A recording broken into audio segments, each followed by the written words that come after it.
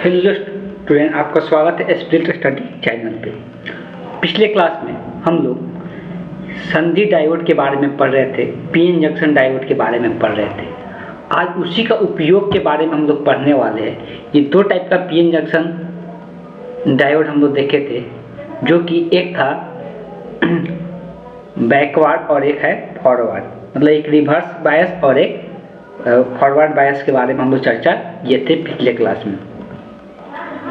आज हम लोग पढ़ने वाले हैं संधि जो डायोड होता है उससे दृश्यकारी रूप हम लोग किस प्रकार से उपयोग करते हैं। सबसे पहले हेडिंग डालना है और इसका जो मुख्य दो उपयोग देखने को मिलता है। एक से बनाते हैं दृश्य धारा, एक से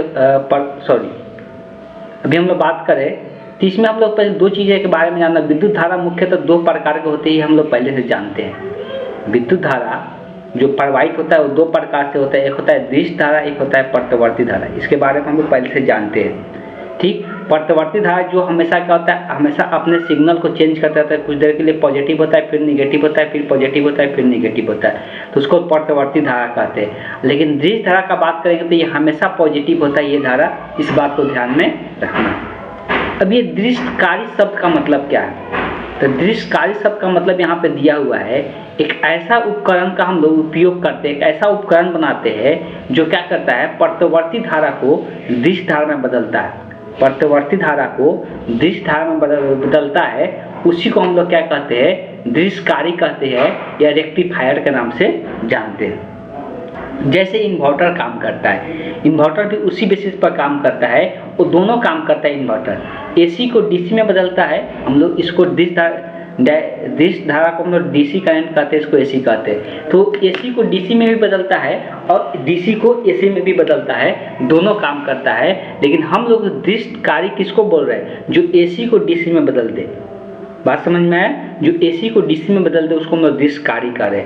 ये दृश्यकारी हम लोग दो तरीका से करेंगे, एक करेंगे अर्ध तरंग दृश्यकारी, एक हम लोग पूर्ण तरंग दृश्यकारी के बारे में चर्चा करेंगे। ये सारी चीजें लाइन बाय लाइन लिखते चलना है, नोट्स बना के इस प्रकार से लिखना है। ठीक है, बात क्लियर है। अब हम लोग चलते हैं डायरेक्ट न देर किए हुए। सबसे पहले हम लोग चर्चा करेंगे अर्ध तरंग दृश्यकारी, और इसको हम हाफ वेव रेक्टिफायर के नाम से जानते हैं। और सीखेंगे हम लोग किस प्रकार से एसी से हम लोग डीसी में कन्वर्ट करेंगे, एसी सिग्नल को डीसी सिग्नल में किस प्रकार से परिवर्तन करेंगे उसके बारे में जानेंगे।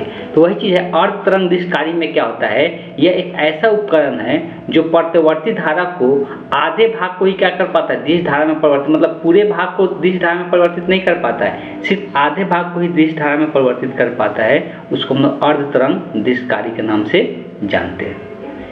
पीएन संधि डायोड के द्वारा एसी को डीसी में बदला जाता है। तो वही चीज लिखा हुआ, पीएन संधि का प्रयोग करके हम लोग क्या करते हैं, एसी को डीसी में बदलते हैं। देखो, जब भी अगर कोई डायोड है तो डायोड का साइन इस प्रकार से होता है। तो डायोड हमेशा ये वर्क करेगा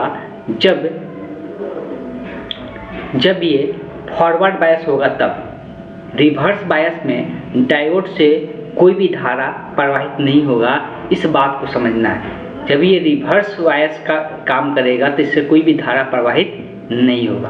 तो ये फॉरवर्ड बायस में कब काम करता है, तो हम बताए थे कि इस इधर वाला टर्मिनल जो P वाला, इधर P होता है और इधर N होता है, इस बात को भी ध्यान में रखना है। तो जो ये P वाला टर्मिनल होता है, अगर इसको हम लोग किससे पॉजिटिव टर्मिनल से जोड़े और इधर वाला को निगेटिव टर्मिनल से जोड़े तो ये फॉरवर्ड बायस की तरह काम करता है। हम लोग पिछले क्लास में भी इसको डिस्कस किए थे। ठीक है, तो अब आते हैं कि ये सिग्नल कैसे कन्वर्ट होता है एसी से डीसी में। हम लोग यहाँ पे एक ट्रांसफार्मर का यूज करें। ट्रांसफार्मर याद होगा कि ट्रांसफार्मर में इस तरह से कॉइल लिपटा हुआ रहता है और इसमें हम लोग क्या करते हैं, धारा प्रवाहित कराते हैं, जिसके कारण इसमें भी धारा उत्पन्न हो जाता है। ये चीज़ें हम लोग देखे थे, यही ट्रांसफार्मर का हम लोग देखे थे। यहीं पर भी ट्रांसफार्मर ही यूज करना है और यूज करके हम लोग एसी को क्या करना है, डीसी में कन्वर्ट करना है। इस बात को ध्यान में रखना है सभी को। इधर वाला जो वोल्टता उत्पन्न होगा, जो एसी करंट दे रहे हैं, इसका जो वोल्टता होगा उसको हम लोग निर्गत वोल्टेज के नाम से जानेंगे। किस वोल्टेज से, उसको हम लोग निर्गत वोल्टेज के नाम से जानेंगे। इस बात को ध्यान में रखना है। और जो आउटपुट मिलेगा उसको, ये निवेश होता है, वो इधर निर्गत होता है, ये निवेश होता है और इधर निर्गत होता है। अब देखा जाए एसी में होता क्या है बेसिकली उसको समझना है। यहाँ पर एक हम सिग्नल को दिखा रहे हैं, सिग्नल नीचे में भी दिखाया गया है लेकिन हम यहाँ पर सामने में ही दिखा रहे हैं कि मान लेते हैं ये सिग्नल है,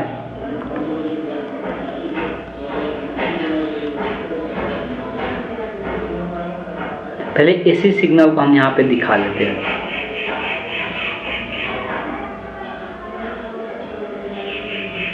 इधर समय रहेगा, इधर क्या रहेगा, समय का एक्सिस है, इधर वोल्टेजता का एक्सिस है, क्या है, इधर वोल्टेज है, इधर वोल्टेज है, ठीक है। अब इधर जो हम लोग देते हैं इसको हम लोग बोलते हैं इनपुट वोल्टेज। क्या कहते हैं, इनपुट वोल्टेज। इनपुट मतलब देना, ठीक। तो इनपुट वोल्टेज का स्रोत है।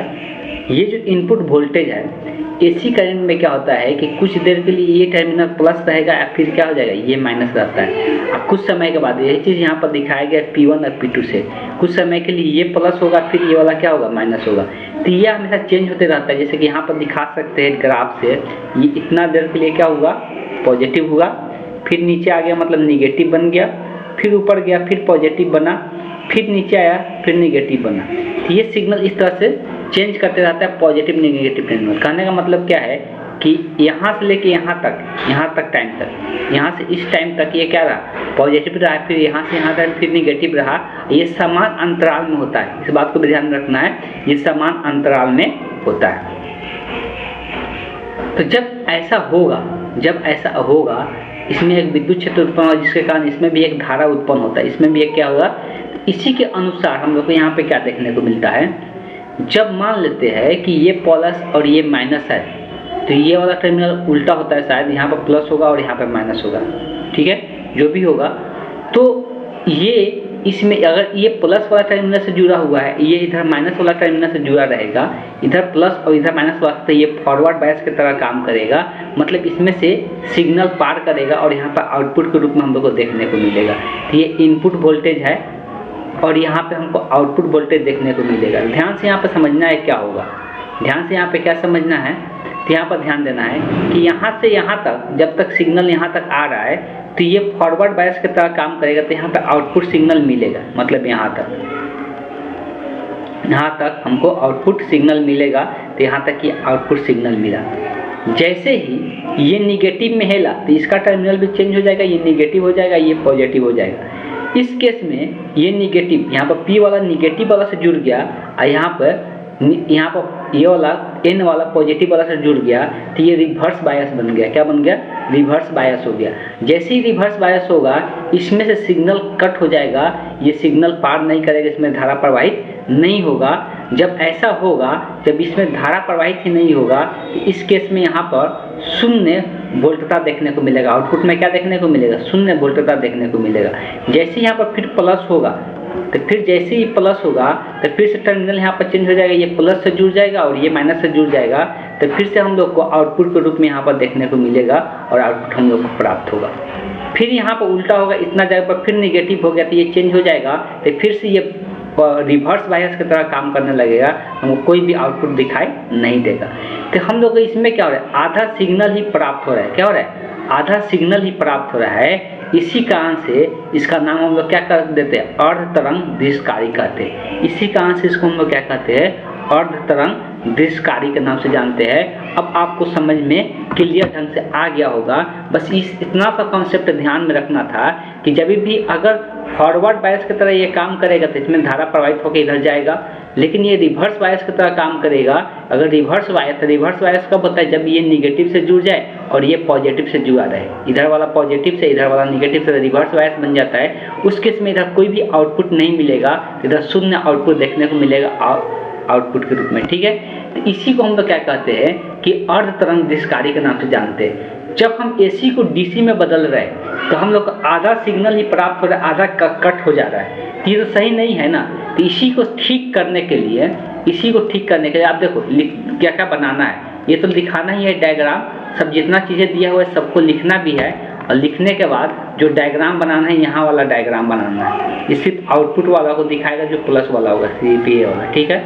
ये वाला सोसाइटी ढंग से बना लेना है। ये निवेश वोल्टेज को दिखाया जा रहा है और ये ये कौन सा था, ये निर्गत वोल्टेज को यहाँ पर लिखा भी है, निर्गत वोल्टेज को दिखाया जा रहा है। तो आधा इसमें से क्या हो जाता है, कैंसल आउट हो जाता है, इसीलिए इसको हम अर्ध तरंग दृश्यकारी कहते हैं। हमको लेकिन पूरा चाहिए, तो पूरा बनाने के लिए क्या उपाय किया जाता है उसको समझेंगे। लेकिन इसमें जितना चीज़ें दिया हुआ है सबको लिख लेना है, सबको क्या करना है, लिख लेना है, सब सही सही लिखा हुआ है। तो नोट्स के रूप में सभी को वीडियो को पॉज करते हुए, जो इधर डायग्राम बनाने लिखने की जरूरत नहीं। तो आगे हम लोग 2 नंबर, इसको ऐसे 14 पॉइंट करके नहीं लिखना है, इसको 2 नंबर दे के लिखना है। क्या है, पूर्ण तरंग दृश्यकारी के बारे में पढ़ना है। मतलब ये पूरा डीसी में बदलेगा, आधा को नहीं बदलेगा, ये पूरा को बदलेगा। इसके लिए एक उपाय किया जाता है। क्या किया जाता है, जो इनपुट दिया जाता है उसको आउटपुट को यहाँ से 2 सिग्नलों में चेंज कर लिया जाता है। यहाँ पे आउटपुट को लगा दिया जाता है, कहाँ पे, यहाँ पे। आउटपुट को जब यहाँ पे लगाया जाता है तो आउटपुट इसको इधर से भी मिलेगा और इसको इधर से भी मिलेगा। इधर भी एक डायोड लगा दिया जाता है, इधर भी एक डायोड लगा दिया जाता है। ध्यान से सुनना है क्या होगा।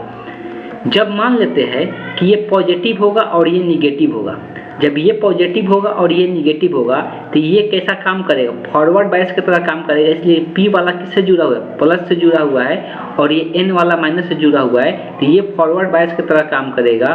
और ये यहाँ पे माइनस से P वाला जुड़ा हुआ है और N वाला प्लस से जुड़ा हुआ, तो ये रिवर्स बायस की तरह काम करेगा।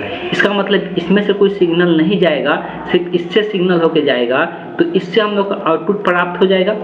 अब जैसे ये चेंज करेगा, आउटपुट तो प्राप्त हो गया अभी भी, जैसे ये चेंज करेगा ये बनेगा माइनस और ये बनेगा प्लस, ये बनेगा माइनस और ये बनेगा प्लस, तो उस केस में ये रिवर्स बायस की तरह काम करेगा। मतलब इससे आउटपुट कुछ भी नहीं मिलने वाला है। लेकिन यहाँ पर अब इससे नहीं मिल रहा है, तो उस टाइम क्या हो रहा था, अर्ध वाला में खत्म हो जा रहा था, कोई भी आउटपुट नहीं मिल रहा था। लेकिन अब इससे आउटपुट हम लोग को मिलने वाला है, इसलिए कि ये P वाला प्लस से जुड़ चुका है और ये माइनस से जुड़ चुका है। तो इस केस में इससे आउटपुट मिलेगा। तो अब यहाँ पर सिग्नल कट नहीं होगा, जो निगेटिव वाला छूट जा रहा था, अब निगेटिव वाला ये आउटपुट के रूप में हम लोग पॉजिटिव में दे देगा, तो हम लोग कोई भी धारा इसमें से नहीं छूटेगा। तो यहाँ पर देख सकते हैं कि जो यहाँ पर डायग्राम दिखाया गया है, तो निवेशित वोल्टेज देख सकते हैं, निवेशित वोल्टेज। अगर D1 का बात करेंगे तो D1 हम लोग को पहले यहाँ पर D1 में ये मिल रहा है हम लोग को, और D2 में हम लोग को D1 D2 क्या है, यहाँ पर ये है D1, ये है पहला, यहाँ पर दिखा सकते हैं ये क्या है, D1। यहाँ पर लिख देते हैं, ये वाला D1 को नाम दिया जा रहा है, ये वाला इसको हम लोग D2 कह रहे हैं। तो D1 में ये मिल रहा है, और जब ये D2 में ये कैंसल आउट हो जा रहा है, तो D2 में हम लोग को यहाँ से प्राप्त हो जा रहा है आउटपुट वोल्टेज। तो यहाँ से आउटपुट वोल्टेज प्राप्त हो जाए, दोनों का निर्गत मिलाकर कुल निर्गत देखेंगे तो इस बार पूरा आउटपुट वोल्टेज यहाँ पर प्राप्त हो रहा है, सबके सब पॉजिटिव होता है। इसलिए इसको हम लोग दृश्य धारा के नाम से जानते हैं, DC करंट के नाम से जानते हैं। यहाँ पे AC करंट इसलिए कि आधा निगेटिव है आधा पॉजिटिव है, और यहाँ पर सबके सब पॉजिटिव मिल रहा है, इसलिए इसको हम लोग क्या कहते हैं, दृश्य धारा के नाम से जानते हैं। और यहाँ पर कोई सिग्नल कट नहीं होता है, पूरी तरह से हम लोग का क्या हो जाता है, प्राप्त होता है। तो जो चीज़ें समझाए हम यहाँ पे कि कैसे आउटपुट के रूप में हम लोग को, जब इधर का कट होगा तो इधर से आउटपुट मिलेगा, इधर का कट होगा तो उधर से आउटपुट मिलेगा। ठीक इस प्रकार से ये कार्य करता है। इसको भी पूरा लिखना है, जितना कंप्लीट इसमें दिया हुआ, जो चीज़ समझाया वही चीज़ें इसमें लिखा हुआ है। अब इसके बाद हम लोग को चर्चा करना है जेनर डायोड के बारे में। कभी कभी जेनर डायोड भी पूछ देता है कि क्या होता है, तो उसके बारे में थोड़ा बहुत चर्चा करेंगे। लेकिन ये दोनों इंपॉर्टेंट है, ये एग्जाम में भी पूछा जाता है, सब्जेक्टिव में देखने को मिलता है, इसलिए इस सब चीज़ को समझ लेना है और अपने से बनाने आना चाहिए।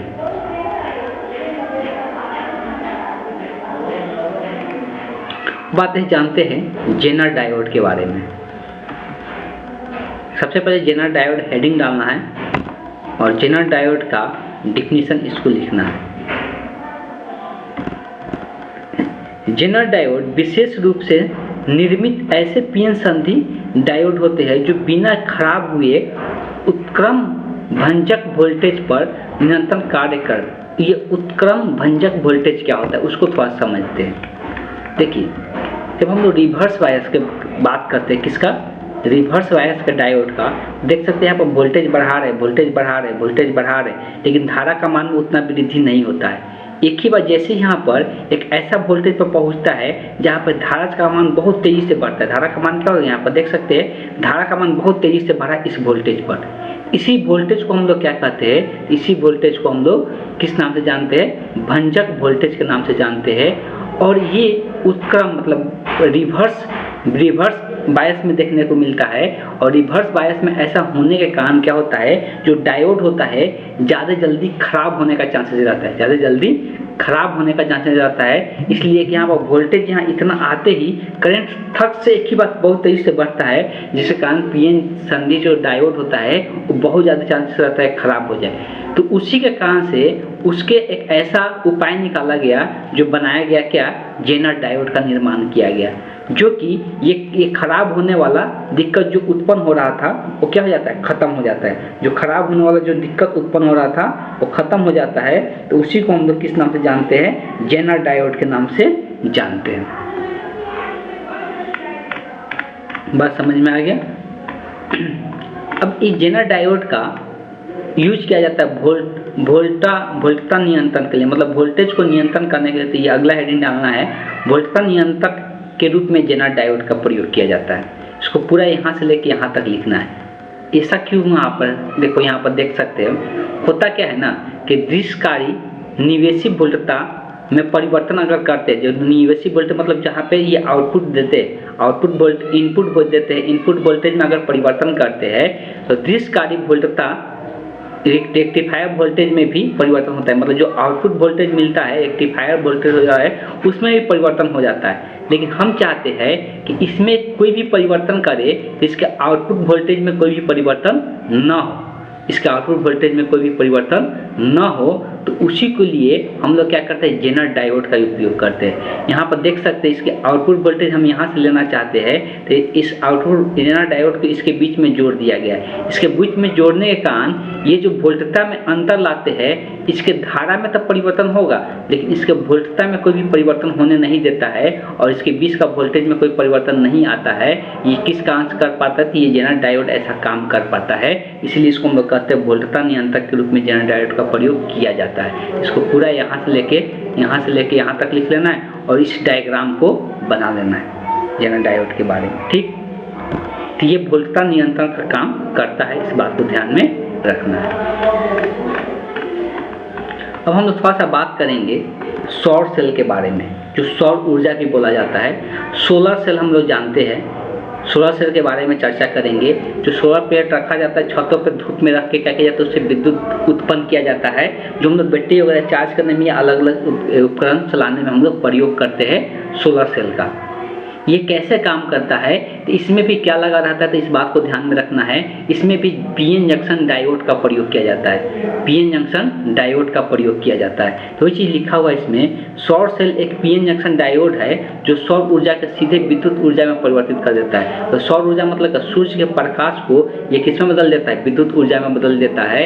यह प्रकाश विद्युतीय प्रभाव के सिद्धांत पर आधारित ये काम करता है। यहाँ पर डायग्राम भी देख सकते हैं, ये पीएन संधि डायोड है। तो ध्यान में रखना है, इसमें जब पीएन संधि डायोड जो बनाया जाता है, इसका पी वाला पार्ट बहुत पतला रखा जाता है और एन वाला पार्ट मोटा रखा जाता है। ठीक, किससे प्रकाश पार करके यहाँ तक अंदर तक पहुँच सके, प्रकाश इससे पी से पार करते पीएन संधि तक पहुँच सके। यहाँ पर भी देख सकते हैं, यहाँ पर दिया गया है। इससे क्या होता है कि विद्युत धारा इसमें उत्पन्न हो जाता है जब इस पर सनलाइट पड़ता है तब। तो ये किस कारण से हो पाता है, पूरा इसको यहाँ से लेके यहाँ तक लिखना है, फिर ये दोनों डायग्राम बनाना है। ठीक, ये काम करता है किसके बेसिस पर, तो वही है कि ये पीएन जंक्शन डायोड के बेसिस पर ही काम करता है।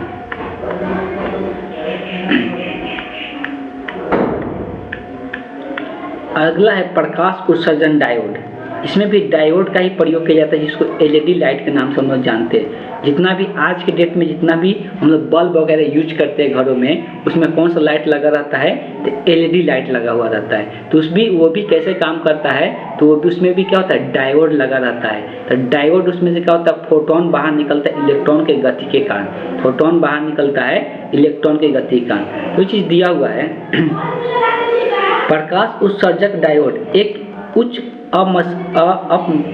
मिश्रित पीएन जंक्शन डायोड है, जो किसी अर्धचालक, जैसे ये इसमें जो अर्धचालक यूज किया जाता है, कौन से यूज किया जाता है, गैलियम आर्सेनाइड एंडियम फॉस्फाइड से बना होता है ये अर्धचालक। और यह एक पारदर्शक आवरण से ढका हुआ रहता है। देख सकते हैं जो हम लोग लाइट एलईडी लाइट देखते हैं तो छोटा सा लाइट देखेंगे तो इसमें ये पारदर्शक अंदर से ये दिखाई देता है इसके अंदर वाला डायोड, ताकि इसका उत्सर्जित प्रकाश क्या हो सके, बाहर निकल सके, इसलिए पारदर्शक इसमें से ऊपर लेयर चढ़ाया हुआ रहता है और ये फोटोन के रूप में बाहर निकलता है। तब फोटोन बाहर कब निकलेगा, जब इलेक्ट्रॉन का उत्सर्जन उसके अंदर से होगा तब। इलेक्ट्रॉन का उत्सर्जन कैसे होता है तो ये चीज़ लिखा हुआ, जब डायोड के अग्र अभिनति की अवस्था में इसको भी किस अवस्था में रखा जाता है, अग्र अभिनति की अवस्था, मतलब फॉरवर्ड बायस के रूप में ही रखा जाता है। तो इलेक्ट्रॉन का उत्सर्जन उसी प्रकार से इसमें भी होता है। यहाँ पर वही चीज़ लिखा हुआ, इलेक्ट्रॉन गति करता है किधर से किधर, एन से पी की ओर, और होल गति करता है पी से एन की ओर।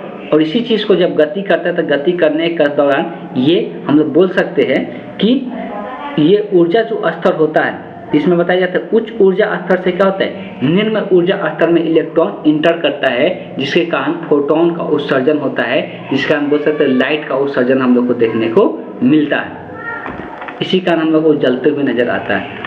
इसमें ज़्यादा कुछ नहीं लिखेंगे, प्रकाश उत्सर्जक डायोड में हेडिंग डाल लेना है, हेडिंग डाल के इसका उपयोग लिख लेना है और यहाँ पर डायग्राम बना लेना है। इसका उपयोग तापित मतलब बल्ब को जलाने में इसका इस्तेमाल किया जाता है। इसमें ऊर्जा का भी खपत बहुत कम होता है, इसे इन्हें तेजी से जलाया और बुझाया जा सकता है, मतलब बहुत तेजी से इसको ऑफ ऑन कर सकते हैं। इनकी आयु आप देखते हैं कि जब से ये एलईडी बल्ब आया है ये इतना जल्दी खराब नहीं होता है पहले के बल्ब की तरह, ये इतना जल्दी खराब नहीं होता है पहले के बल्ब की तरह। यहाँ पर वैसे यहाँ पर विद्युत धारा दिया जाता है और ये एलईडी यहाँ पर इसमें डायोड होता है, डायोड के अंदर इसमें से फोटोन का उत्सर्जन होता है। जब इलेक्ट्रॉन उच्च ऊर्जा स्तर से निम्न ऊर्जा स्तर में जाता है तब ऐसा देखने को मिलता है। ठीक, तो ये पार्ट जो था अभी तक हम लोग जो पढ़ रहे थे, इसमें पीएन जंक्शन ट्रांजिस्टर भी है, लेकिन जंक्शन ट्रांजिस्टर अब लगभग एग्जाम में नहीं पूछा जाता, इसको सीबीएसई से भी हटा दिया गया है। ये उच्च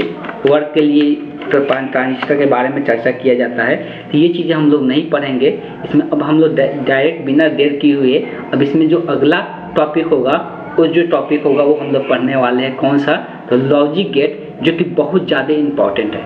लॉजिक गेट के बारे में पढ़ने वाले हैं जो कि बहुत ज़्यादा इम्पोर्टेंट है। 2 क्लास और होगा, उसके साथ ये चैप्टर हम लोग कंप्लीट करेंगे, ज़्यादा हम लोग इसमें समय नहीं बर्बाद करेंगे। ठीक है, तो यहाँ तक आप लोगों के लिए इतना जितना चीज़ें बोले आप लोगों को सभी को लिख लेना है। अगर हम लॉजिक गेट का बात करेंगे तो लॉजिक गेट में कौन कौन सी चीज़ें इम्पॉर्टेंट है उसी चीज़ को हम यहाँ पर बताने वाले हैं, सभी चीज़ को चर्चा हम लोग नहीं करेंगे। लॉजिक गेट पहले एक बात थोड़ा सा हम देख लेते हैं कि इसमें हम लोग क्या क्या चीज़ का जानकारी प्राप्त कर सकते हैं उसके बारे में, इसलिए हर एक चीज़ के बारे में हम लोग चर्चा नहीं करेंगे। लॉजिक गेट में जो हम लोगों को पूछा जाता है बोर्ड पॉइंट ऑफ व्यू से, उसके बारे में हम लोग जरूर से जरूर चर्चा करेंगे।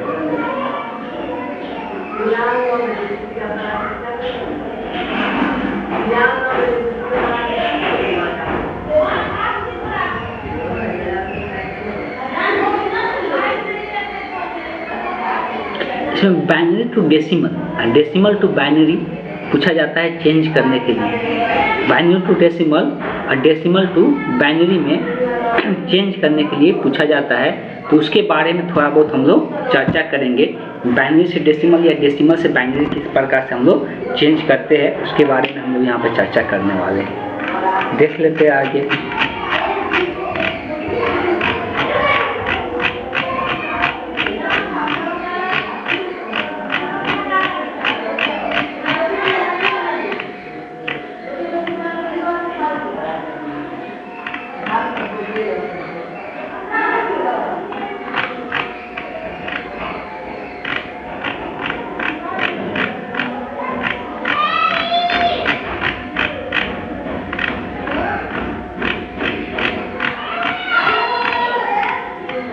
यह दशमिक अंक पद्धति